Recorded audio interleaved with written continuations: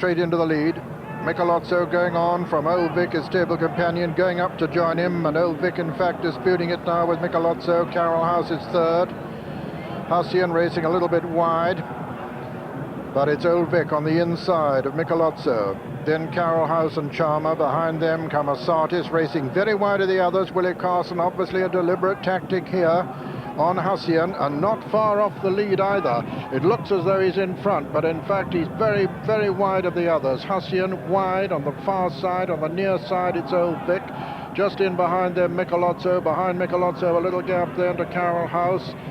And then comes Charmer and Ildaniski and Assatis, and you'll see there that although he looked as though he was clear, Hassian, he's just a little bit behind Hardwicke as they pass the milepost. Hardwicke on the near side, Hassian, who's race fit, on his far side. Carroll House moving into third, Michelozzo relegated to 4, Ildaniski getting a little bit closer, and they're really going a tremendous gallop, and since sustaining this pace too.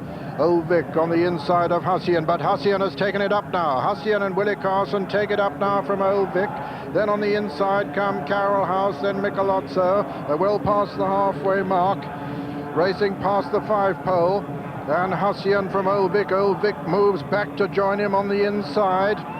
Assatis, last year's winners, moving up on the outside. On the inside, Carroll House, then Ildaniski. Michelozzo's dropped back to last place with Charmer only just ahead of him. Hardwicke on the inside of Hassian as they swing into the straight now. 3 furlongs to run in the Hardwicke Stakes, and Hardwicke trying to stage his comeback here with Hassian on his outside. Then comes the Arc de Triomphe winner, Carroll House, making good progress on the rail. Behind them comes Assatis. Michelozzo making progress from the rear. Ildaniski's not done with yet.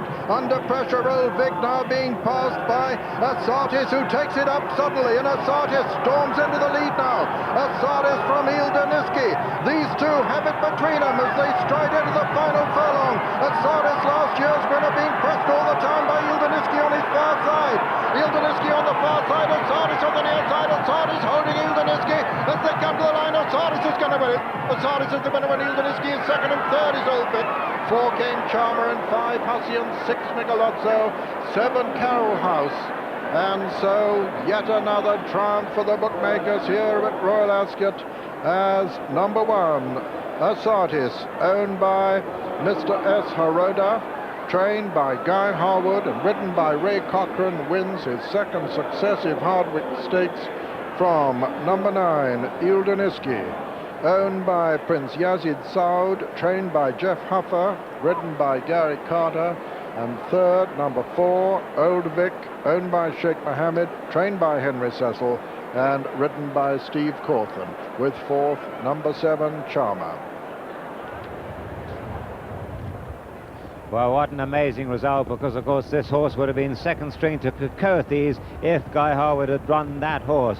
Hardwicke, well, he was never left alone really by Hassian and Willie Carson, was always struggling just to try and dominate the race, and he never managed just to shake them all. Coming in the straight, Carroll House came through on the inner, on the rails, flattered for a moment. Hassian beaten now, but look at Ray Cochrane producing Assatis on the wide outside of the field with this sensational surge, which leads him to win his second successive Hardwicke Stakes. Drifts a little bit to the right as he comes through to hit the front. Ildaniski, meanwhile, has been brought with a beautifully timed run by Gary Carter, and Ildaniski chases him all the way up to the line. And look at the distance they put between themselves and the third horse, Hardwicke, who in his first run for 51 weeks has clearly got tired in the last 2 furlongs.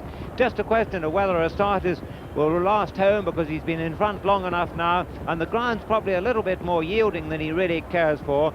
But Ildaniski's a top of the ground horse as well, can't pull him back, and Assatis completes the double, and a staggering double in terrific style.